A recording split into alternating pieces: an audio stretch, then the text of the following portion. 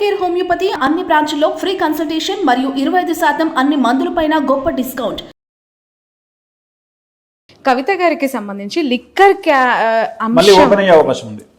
Okay, ఎందుకు అంటే మొన్న అంటే మళ్ళీ మీరు అనొద్దు నేను రాజకీయ అనాలిసిస్ చేయట్లేదు అని చెప్పి, బట్ నేను అడుగుతుంది ఏంటంటే జాతకం ప్రకారం ఆమె అరెస్ట్ అవుతుంది అయ్యే అవకాశాలు ఎక్కువగా ఉన్నాయని పదే పదే మాట్లాడిన వాళ్ళంతా కూడా బీజేపీ అరెస్ట్ చేయలేదు అనే సంకేతం బలంగా ప్రజల్లోకి వెళ్ళింది అని చెప్పి, ఆమెకి ఎలా ఉందంటారు ప్రిడిక్షన్? అంటే జాతకం, తన జాతకంలో కారాగారవాసం ఉంది, జైలుకు పోయే యోగం ఉంది.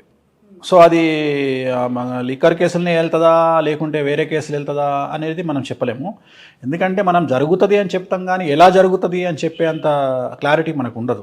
చంద్రబాబు నాయుడు గారి గురించి అయినా మనం వెళ్తాడు అని చెప్పినాం కానీ ఏ కేసులు వెళ్తాడు అనేది మనం క్లారిటీ ఇవ్వాలి. రేపు పొద్దున తెలంగాణలో ఇప్పుడు నేను చెప్పిన 8-9 మంది లీడర్లు కూడా ఏ కేసులో వెళ్తారో నేను చెప్పలేను, కానీ ఖచ్చితంగా వాళ్ళ కారాగార వాసం ఉంటుంది. కవితకు కూడా ఖచ్చితంగా వాసం ఉంది, అంటే ఖచ్చితంగా అలాంటి పరిస్థితికి వెళ్ళే అవకాశం ఉంది కాబట్టి జాగ్రత్తగా ఉండాలి.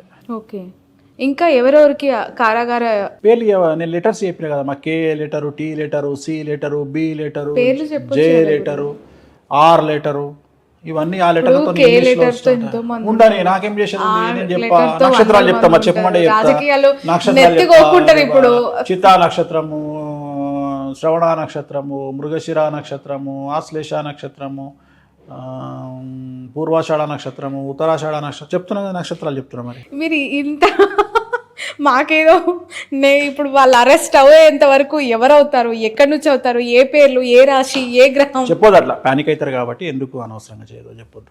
అయితే రాజకీయాల్లో ఉన్న వాళ్ళు ఒకటి మెంటల్గా ఫిక్స్ అయ్యి రావాల్సిన జైలు పోతాం సిద్ధంగా ఉండాలా. ఇది ఇప్పుడు నువ్వు డైరెక్ట్గా చెప్పొచ్చు టీవీలో, మీరు ప్రిపేర్ అయ్యి ఉంటేనే రండి. అదొక డిగ్రీ, సెంటిమెంట్ అయిపోయింది. డిగ్రీ అది క్వాలిఫికేషన్. దేశవ్యాప్తంగా కూడా ఇలా అందరంతే కదమ్మా. ఓకే, అందరంతే. ఇవాళ ఇంతకుముందు పాలించిన కేంద్ర మంత్రి జైలుకు పోయించినోడైనా, ఇప్పుడున్న కేంద్ర మంత్రి జైలుకు పోయించినోడైనా మన హోమ్ మినిస్టరు. సో వాళ్ళని బేస్ చేసుకొని మనం ఏం ఓట్లేస్తలేం కదా. సో దాని లెక్క దాందే, దీని లెక్క దీందే. సో జనాలు మారుతున్నారు, అదే దేశకాలం ఉన్న పరిస్థితులు, అందుకని మారుతున్నారు. వాటిని పట్టించుకోవట్లా. ఇప్పుడు బండి సంజయ్ మీద అదే సింపతి కంటిన్యూ అయితే అలా బండి సంజయ్ గెలవాలి. ఎందుకు ఓడిపోయాడు అంటే జనాలు మర్చిపోయారు, చాలా తొందరగా మర్చిపోతారు. సో ఆయన త్యాగాలు కానీ అవన్నీ కానీ పార్టీ వాళ్ళే మర్చిపోతారు. ఆ జాతకం అంతే. బట్ ఆయన ప్రెసిడెంట్గా ఉండుంటే బీజేపీ పార్టీ పరిస్థితి ఇలా ఉండేదంటారా? ఇవాళ సెకండ్ పొజిషన్లో ఉండేది బీజేపీ. ఒక 35 నుండి 40 సీట్లు వచ్చేవి. టీఆర్ఎస్కి వచ్చిన సీట్లు బీజేపీకి వచ్చేవి, బీజేపీకి వచ్చిన సీట్లు టీఆర్ఎస్కి వచ్చేవి. అంత వ్యత్యాసం ఉండేదా? మరి అదే దాన్నే పదవి అంటారు. రేవంత్ రెడ్డికి ముందు కాంగ్రెస్కి ఎందుకు లేదు ఇంత కాంప్రమైజ్? సీఎం కావాలనే కోరిక అందరికీ ఉంటుంది, కానీ కష్టపడేటోళ్ళు రేవంత్ రెడ్డి లాంటి వాళ్ళు ఒక్కలే ఉంటారు.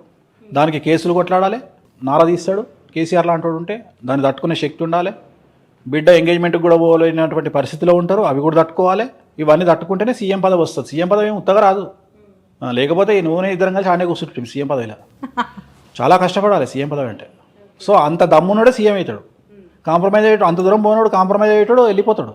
వేణుస్వామి గారు, వర్జ్యము, రాహుకాలము, మంచి టైం, వీటికి ఉన్న ప్రయారిటీస్ ఏంటి నిత్య జీవితంలో? పెద్దవాళ్ళు అంటూ ఉంటారు ఎక్కడికైనా వెళ్తూ ఉంటే రాహుకాలం ఉందా చూడు. అంటే జనరల్గా రాహుకాలం అనేది తమిళనాడు సంప్రదాయం, మనం వర్జం చూస్తాం. ఎంతవరకు నమ్మాలి? నమ్మొచ్చు. ఇప్పుడు యాక్సిడెంట్లన్నీ కూడా వర్జం టైంలో బయటికి వెళ్ళినాయి, యమగండ కాలంలో వెళ్ళినవి ఉంటాయి. సింపుల్, మీరు ఏం లేదు, మీరు యాక్సిడెంట్ అయ్యింది అనగానే ఎన్ని గంటలకు బయటికి వెళ్ళినవరా అని చూడాలి. ఆ టైంలో యమగండ కాలం ఉందా లేదా చూడాలి. గుళిక కాలం, యమగండ కాలం. మనం యమగండ కాలం చూస్తాం, తెలంగాణలో యమగండం చూస్తాం, తెలుగు రాష్ట్రాలు యమగండం చూస్తాం, వర్జం చూస్తాం. రావుకాలం తక్కువ. ఆంధ్ర సాంప్రదాయం, మన తమిళనాడు సాంప్రదాయం అయితే రావుకాలం చూస్తారు. సో రావుకాలం మనము అందరం చూడం. సో జనరల్గా మనం రావుకాలం కూడా చూడాలి. రావుకాలంలో పెళ్ళిళ్ళు నిషేధం. పెళ్ళిళ్ళు రావుకాలంలో చేసుకుంటే డివోర్స్ అవుతాయి. ఇక దానికి ముహూర్తంలో ఒక పంతులు ముహూర్తం పెట్టిండనుకో డివోర్స్ అవుతుంది. ఇంకొకటి ఏంటంటే చాలామంది మీరు జాతకాలు చూసి పెళ్ళిళ్ళు చేసుకుంటారు కదా, డివోర్స్ ఎందుకు అవుతున్నాయి అని కొంతమంది మూర్ఖులు విమర్శిస్తారు. అరే మీరు రాహుకాలంలో ముహూర్తం పెట్టుకున్నా వాడు 10:25కు ముహూర్తం అంటే 11 గంటకో జీలకర్ర బెల్లం పెడతాడు. అప్పటికే ముహూర్తం మారిపోతుంది. ఎవడు అడగాలి? అంటే మన పెళ్లి పత్రికలు ప్రింట్ చేయడంలో ఉండే ఆసక్తి, ముహూర్తం టైం వేసే ఆసక్తి పెళ్లి చేసుకోవడంలో ఉండదు. 11 గంటల 32 నిమిషాలు అంటే 11 గంటల 32 నిమిషాలకు జీలకర్ర బెల్లం పెట్టాలి. ఎవడు పెడుతున్నాడు? ఎవడు పెట్టట్లేదు. ఆ టైంకి అక్కడ ఎవడో ఉండాలి, పెట్టాడు. 12:05కు పెడతాడు. 12:05 కంటే కరెక్ట్గా ముహూర్తం మారిపోతుంది. ధనుర్లగ్నం ఉండాల్సింది మకరానికి వెళ్ళిపోతుంది, అయిపోయింది. ఇంకేం పెడతావు? లేకపోతే కుంభలగ్నానికి వెళ్ళిపోతుంది. ముందుకో వెనక్కో వస్తుంది. టైం తొందరగా పోతే ముందుకు వస్తుంది, లేట్ అయితే వెనక్కిపోతుంది. లగ్నం మారుతుంది. లగ్నం మారింది అంటే జాతకమే మారిపోతుంది. సో ఇవన్నీ ఆలోచన చేయరు. మనం చాలా ఈజీగా మాట్లాడతాం, ప్రతిదీ ఈజీగా మాట్లాడతాం, శాస్త్రాన్ని విమర్శిస్తాం ఏదో పెద్ద మనం తోపుల్లాగా. శాస్త్రం ఎప్పుడు కరెక్టే ఉంటుంది, మనం అక్కడ చేసే సమస్యల వల్ల తలకాయ నొప్పులు అంతే. ఇప్పుడు చాలామంది మహిళలు ప్రొఫెషనల్గా ఎంతో కష్టపడుతూ ఉన్నారు, ఇండిపెండెంట్గా ఉండడానికి ప్రయత్నిస్తూ ఉన్నారు. గత జనరేషన్తో కంపేర్ చేస్తే మీకు ఏమనిపిస్తూ ఉంటుంది? అంటే ఐ ఫీల్ వెరీ ప్రౌడ్. అమ్మాయిల విషయంలో, ఆడవాళ్ళ విషయంలో చాలా గొప్పగా ఫీల్ అవుతా, నేను వెరీ ప్రౌడ్గా ఫీల్ అవుతా. ఎందుకంటే పూర్వకాలంలో వంటింటికే పరిమితం అయ్యేది. అంటే వంటింటికే పరిమితం ఎప్పుడు చేయలేదు. అక్కడ వాళ్లకు సౌలభ్యం ఉండేది కాదు. వంటింటికే పరిమితం కారణం ఏంటి అంటే వాళ్లకు బయటికి రావడానికి మార్గాలు లేకుండే. ఇప్పుడు మార్గాలు ఉన్నాయి. చదువుకోవడానికి మార్గం ఉంది, ఉద్యోగానికి మార్గం ఉంది. సో ఫ్రీడమ్ పెరిగింది. సో చాలా చాలా చాలా రకాల అవకాశాలు దొరుకుతున్నాయి అమ్మాయిలకు. సో నేను అమ్మాయిలు వెనకబడి ఉన్నారు అంటే నేను నమ్మను. అమ్మాయిలు 100లో ఉంటే అబ్బాయిలు 20లో ఉంటారు. అమ్మాయిలకు అబ్బాయిలకు గ్యాప్ 80% ఉంటుంది. అబ్బాయిలు చాలా వెనకబడి ఉన్నారు.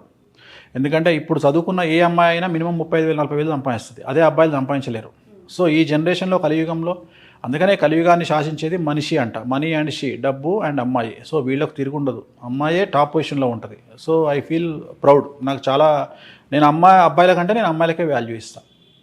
మొదటి నుండి స్త్రీ పక్షపాతి నన్ను తిట్టుకున్నా సరే. ఓకే, అంటే మహిళలు శారీరకంగా, మానసికంగా చాలా దృఢంగా ఉంటారు అని చెప్తూ ఉంటారు. సో ఇప్పుడున్న జనరేషన్లో ఇంకా స్టిల్ ఇబ్బందులు పడుతూ ఉన్న వాళ్ళని మానసికంగా లేదంటే శారీరకంగా ఇబ్బందులు ఎదుర్కొంటున్న అనేక అంశాలు వార్తల్లో చూస్తున్నాం కదా, ఏమనిపిస్తుంటుంది? ఇంకా మార్పు రావాల్సిన అవసరం ఉందంటారు? అంటే మగవాళ్ళలో రావాలి. బేసిక్గా ఆడవాళ్ళలో మార్పులు రావాలని నేను కోరుకోను. ఎందుకంటే ఆడవాళ్ళలో రావాల్సిన మార్పు, ఆల్రెడీ వాళ్ళు రోడ్డు మీదకి వచ్చారు, కష్టపడుతున్నారు, సమాజంలో పని చేస్తున్నారు, ఆఫీసులో వెళ్తున్నారు, పైలట్లు అయ్యిండ్రు, విమానాలు నడిపిస్తున్నారు, బోటు నడిపిస్తున్నారు, రాకెట్ నడిపిస్తున్నారు, అన్నీ జరుగుతున్నాయి. బట్ ఇక్కడ ప్రాబ్లం ఏంటంటే ఆడవాళ్ళను అర్థం చేసుకోవడంలో మగవాళ్ళు విఫలమవుతున్నారు అనేది నా ఉద్దేశం. అంటే వాళ్ళ స్ట్రెస్ని అర్థం చేసుకోలేకపోతున్నారు. ఎందుకంటే ఆడవాళ్లకు వ్యక్తిగతంగా ఇంట్లో కుటుంబాన్ని సంరక్షించుకునేటువంటి పనే కాకుండా సమాజంలో వచ్చి పనిచేసే ఆర్థిక స్వేచ్ఛ కోసమో లేకుంటే కుటుంబ అభివృద్ధి కోసమో బయటకు వచ్చి కష్టపడుతున్నారు. కష్టపడ్డప్పుడు ఆ కష్టంలో భాగంగా లేడీస్ ఎక్కువ తీసుకుంటున్నారు కష్టాన్ని, కానీ మగవాడు తీసుకోవట్లేదు.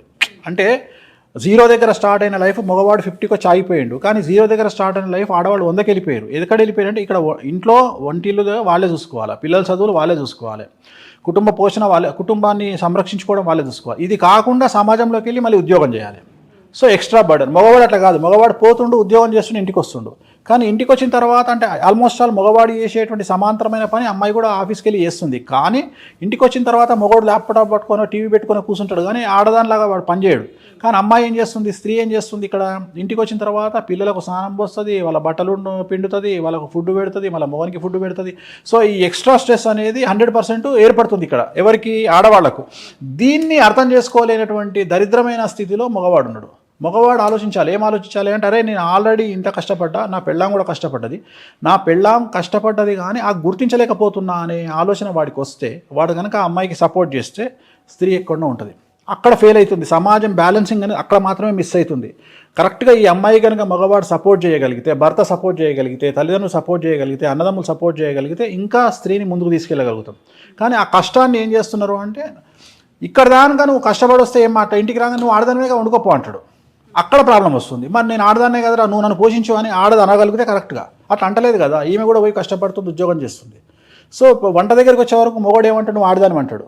మరి అదే సంపాదించే దగ్గర ఎందుకు అనడు, నేను మొగోని నేను సంపాదించి పెడతాను ఇంట్లో ఉండు అని ఎందుకు అనడు. సో ఇక్కడ ప్రాబ్లం వస్తుంది. సో మగవాళ్ళే మారాలి అనేది నా ఉద్దేశం. మగవాళ్ళు ఇంకా మారి కొద్దిగా ఆడవాళ్లకు అంటే అయినంత వరకు చేతనైన సహాయం చేయడము, అట్లీస్ట్ నీతో కాలేదు, నీకు ఏమంటారు మేలిజం, కనీసం పని మనిషిని అన్న పెట్టి ఆమె అమ్మ సహాయంగా పని మనిషిని పెడితే అట్లీస్ట్ తనకు స్ట్రెస్ని తగ్గించగలిగితే, లేదు తనకున్న యాంగ్జైటీని అర్థం చేసుకోగలగడం. ఎందుకంటే ఆడవాళ్ళలో హార్మోన్ ఇంబ్యాలెన్స్ అనేది సర్వసాధారణం. ఈ కలియుగంలో ఖచ్చితంగా అందరికీ మన కాలసర్ప దోషం ఉంటుంది అమ్మాయిలకి. అందుకని వాళ్ళకు టెన్షన్ ఎక్కువ ఉంటుంది, యాంగ్జైటీ ఎక్కువ ఉంటుంది. సో యాంగ్జైటీ వల్ల చాలా రకాల ఆరోగ్యపరమైన ఇబ్బందులు వస్తాయి. లేడీస్కు మానసికమైన ఇబ్బందులు వస్తాయి. స్ట్రెస్ బర్స్, నోటికి వచ్చింది మాట్లాడతారు, కంట్రోల్ తప్పుతారు. ఆ 10 నిమిషాలు మగవాడు అర్థం చేసుకొని నోరు మూసుకొని కూర్చుంటే ప్రశాంతంగా ఉంటుంది. వీడు అట్లా కాదు, వీడు ఓవర్ యాక్టింగ్ చేస్తాడు. ఓకే.